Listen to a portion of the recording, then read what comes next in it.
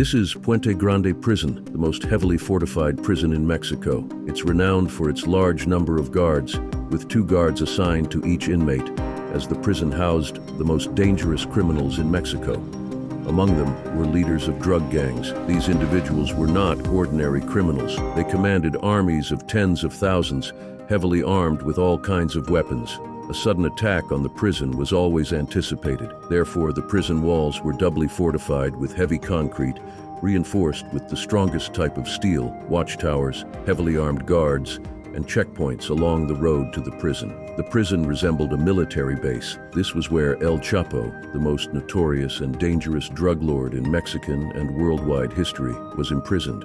El Chapo was the leader of the Sinaloa Cartel, the most dangerous drug gang in the world, named after the Sinaloa state from which they originated. He had been pursued for a long time and was first arrested in 1993 after a lengthy chase by Mexican authorities. Although El Chapo was captured, this did not prevent him from running his empire from inside the prison.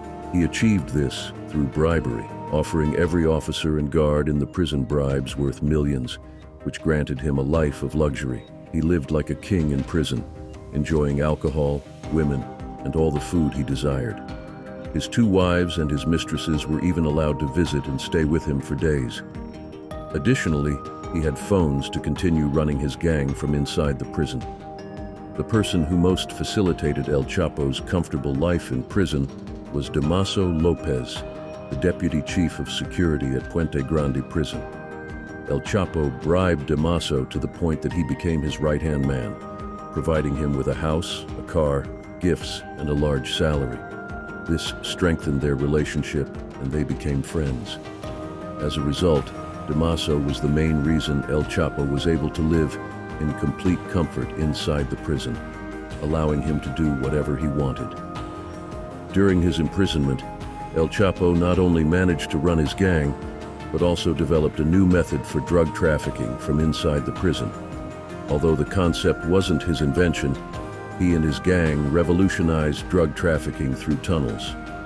El Chapo hired engineers, architects, and specialists to professionally dig tunnels. Through these tunnels, El Chapo targeted the U.S., the most profitable market for them. The Sinaloa cartel no longer needed to smuggle drugs by air, sea, or land. They became smugglers through underground tunnels, increasing their smuggling rate dramatically and making $20 million per month. Remarkably, El Chapo's empire expanded and grew more while he was in prison than when he was free. Mexico did not extradite drug gang leaders like El Chapo to the U.S., despite persistent calls from the U.S., the country most affected by the drug smuggling. The U.S. consistently requested El Chapo's extradition and that of criminals like him because U.S. prisons are more fortified than those in Mexico. Furthermore, being far from their gangs and the officers they had bribed would strip them of any control over their operations. However, Mexican authorities claimed they could handle their criminals, refusing the extradition requests. This reassured El Chapo, allowing him to do whatever he wanted in Puente Grande prison. He never considered an escape until 2001, when the Mexican Supreme Court proposed a new law that would allow the extradition of certain Mexican criminals to the U.S. Upon hearing about the new extradition law, El Chapo felt threatened and immediately began planning an escape, which needed to be executed as soon as possible. A few weeks later, El Chapo had formulated a solid plan and started implementing it. He knew that only a few people should be involved, so he gave a huge bribe to his assistant Damaso and explicitly informed him of his desire to escape. Damaso assured him that he would help.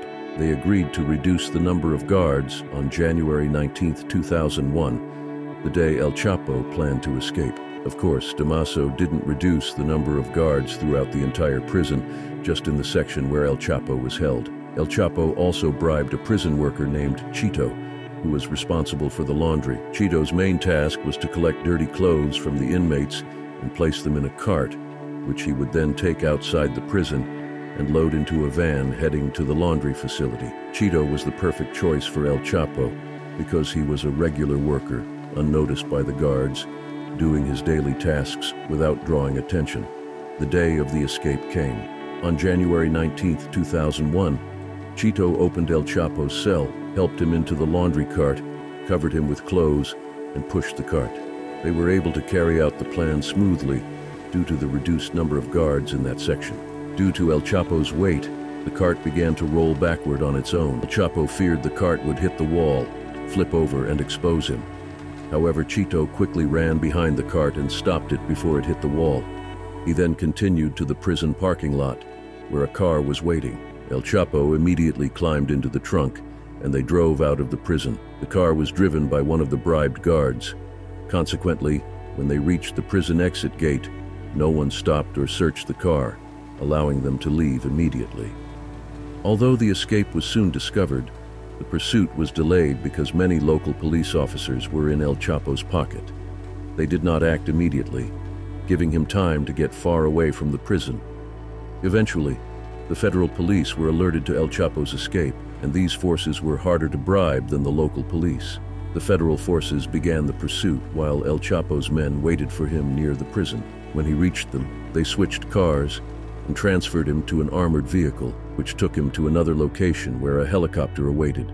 El Chapo boarded the helicopter, which took him to yet another location where another armored car was waiting. They moved him through 4 different locations to prevent tracking. The final car El Chapo took was in Mexico City. While driving through the streets, El Chapo noticed he was surrounded by police cars and motorcycles. Stressed and worried, he asked the driver how they had tracked him. The driver reassured him that there was no need to worry, because all the police were there for his protection. El Chapo took a deep breath and felt relieved. The corrupt police surrounded him to prevent the real police from reaching him. No one would have expected El Chapo to be escorted by so many police cars. They accompanied him until they reached one of the gang's safe houses. El Chapo's breakout in 2001 turned him into a legend, with many people believing he was above the law and untouchable. Despite the Mexican authorities devoting significant resources to capture him, El Chapo remained free for 14 years. During these years, he moved between secret safe houses, many of which were in isolated mountain areas. His empire grew immensely, smuggling cocaine worth billions of dollars annually to America. The expansion of El Chapo's gang and the areas under their control in Mexico reached unprecedented levels. The Sinaloa cartel became the largest drug cartel in the world, even surpassing the Medellin cartel, which was Escobar's cartel. Achieving this level of power, influence, and control was impossible without violence. Consequently, acts of violence were rampant, especially in northern Mexican cities bordering America, which were crucial for drug trafficking, turning these cities into war zones with unprecedented killings and mass destruction. El Chapo systematically destroyed rival gangs, taking over northern areas and becoming the primary dominator of the drug trafficking route from Mexico to America. Both American and Mexican authorities were determined to capture him, utilizing their most powerful resources for this mission. In 2014, 14 years after El Chapo's escape, Mexican intelligence, with help from its American counterpart, adopted a new strategy, tracking down the people closest to El Chapo, his sons, wives, and close associates, as they were the ones who knew his whereabouts.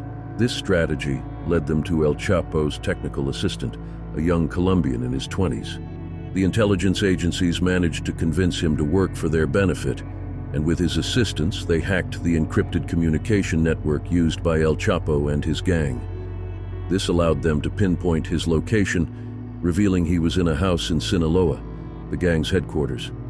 The house was one of El Chapo's safe houses. On February 17, 2014, Mexican special forces, along with DEA agents, surrounded and stormed the house. This house was no ordinary residence.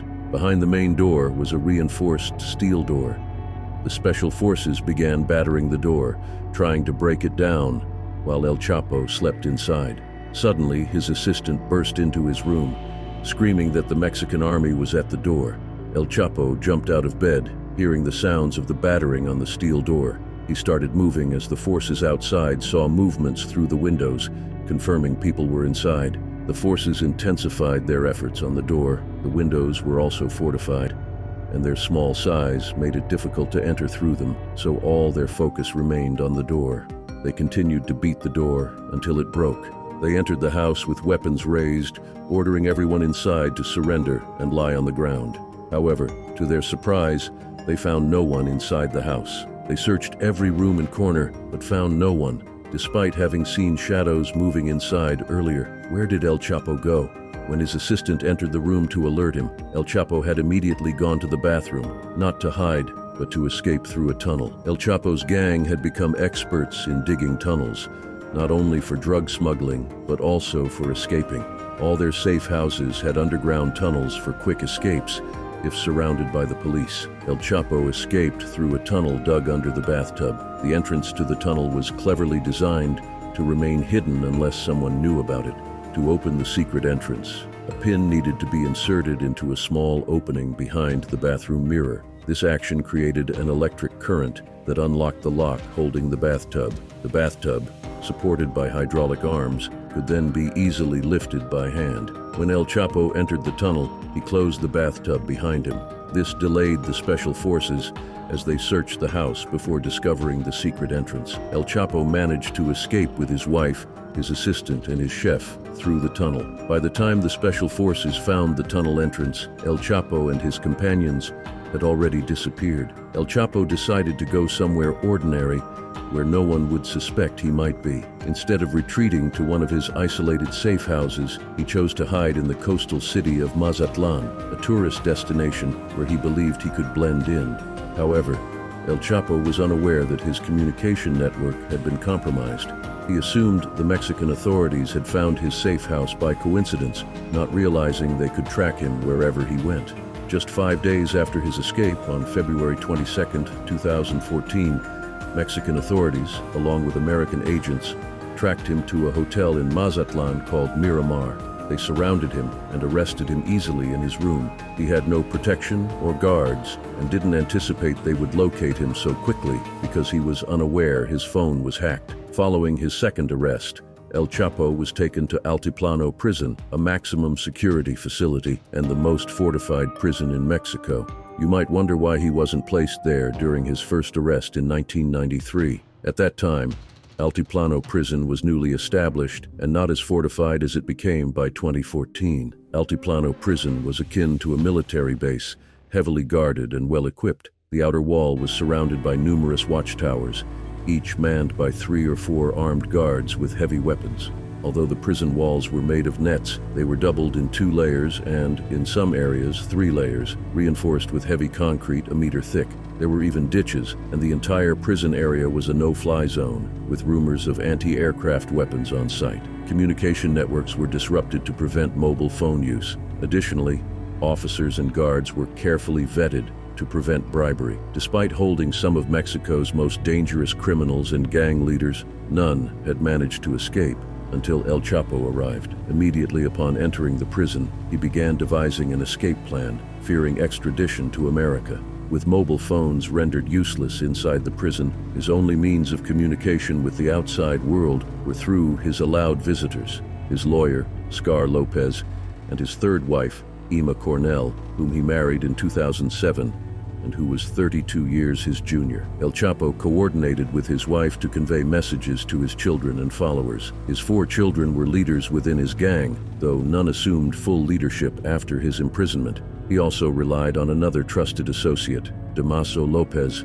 the former deputy chief of security at Puente Grande prison. Damaso had facilitated El Chapo's activities during his earlier imprisonment. After El Chapo's escape in 2001, Damaso was fired and struggled to find work, but he remained a loyal friend and key accomplice. This is why El Chapo asked Damaso to join the gang. Over the years, Damaso climbed the ranks until he became El Chapo's right-hand man and later the leader of the gang after El Chapo's second imprisonment. Damaso transitioned from a prison security official to the leader of the world's most powerful drug cartel. Inside the prison, El Chapo began communicating with Damaso and his children through his wife, orchestrating his escape before his feared extradition to America. Damaso and El Chapo's children devised a plan to break him out of prison, leveraging Damaso's knowledge of prison security systems from his previous role.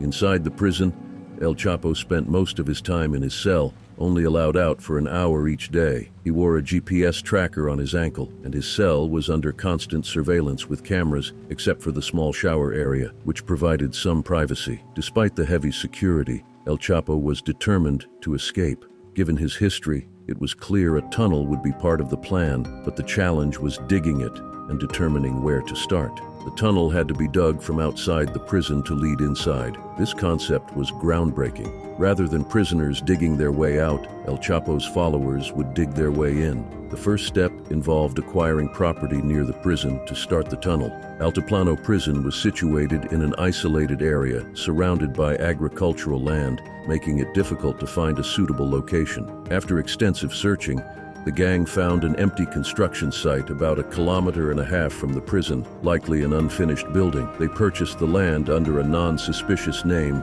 securing a starting point for the tunnel. The next challenge was identifying El Chapo's exact cell location. The cell was under heavy surveillance, and even if they reached it, they needed to ensure the tunnel exit was in the right spot, specifically the small shower area. To achieve this, El Chapo came up with a brilliant plan to use the GPS tracker on his ankle. The idea was to smuggle another GPS device into the prison, which he would place in the shower area, allowing his men to pinpoint the exact location. The problem was smuggling the GPS device into Altiplano, the most fortified prison in Mexico. El Chapo instructed his wife to have the GPS device hidden in a watch, which could pass through the numerous checkpoints undetected. His wife successfully smuggled the watch into the prison without raising suspicion. Using this GPS device, El Chapo's men accurately identified the shower area behind the small wall. They had already started digging, but now had a precise target. El Chapo's men were tunneling experts, creating a meticulously engineered tunnel. The entrance of the tunnel began at the building, supported by a vast number of wooden beams. The tunnel, 10 meters deep, was not just a simple escape route. It was an engineering marvel, arguably the best escape tunnel ever built in prison history. Constructing such a tunnel required a team of 10 to 12 workers, likely working around the clock, where El Chapo was moved to another vehicle to continue his escape journey. Despite the massive manhunt that followed, El Chapo managed to evade capture. The successful escape not only highlighted his gang's resourcefulness and dedication, but also exposed significant vulnerabilities in Mexico's prison security system. The elaborate tunnel, complete with a ventilation system, lighting, and a customized rail cart, was a testament to the meticulous planning and engineering expertise of El Chapo's cartel. The gang's ability to carry out such an operation without detection underscored their sophisticated methods and extensive network. Throughout the process, El Chapo's anxiety about potential extradition to the United States was a constant motivator for his swift escape. His choice of July 11, 2015, just a week after his initially intended escape date of July 4th, demonstrated his determination to flee at any cost. Despite missing the symbolic date, his eventual escape was still a significant blow to the authorities. The escape operation was a masterclass in covert construction and logistics, involving the silent removal of tons of soil and the discreet transport of materials. The use of a GPS-enabled watch to pinpoint the exact location for the tunnel's exit was an ingenious solution to a seemingly insurmountable problem. El Chapo's escape from Altiplano prison further cemented his reputation as a near-mythical figure in the world of organized crime. His ability to orchestrate such a complex and daring breakout, despite being under maximum security, added to his legend. However, his freedom was short-lived. In January 2016, after 6 months on the run, El Chapo was recaptured following a shootout in Los Mochis, Sinaloa. His capture was facilitated by a series of intelligence operations and a tip-off that led authorities to his hideout. This time, to prevent any further escapes, Mexican authorities decided to extradite El Chapo to the United States, where he faced multiple charges related to drug trafficking, organized crime, and other offenses. El Chapo's story, particularly his prison escapes, continues to captivate the public and serves as a stark reminder of the challenges authorities face in combating organized crime. His life and exploits have been the subject of numerous books, documentaries, and movies, contributing to his enduring legacy as one of the most infamous drug lords in history. In the end, El Chapo's relentless pursuit of freedom, despite the odds, illustrates the lengths to which powerful criminals will go to avoid capture and maintain their influence. His story remains a symbol of both the ingenuity and the audacity that define the underworld of drug trafficking.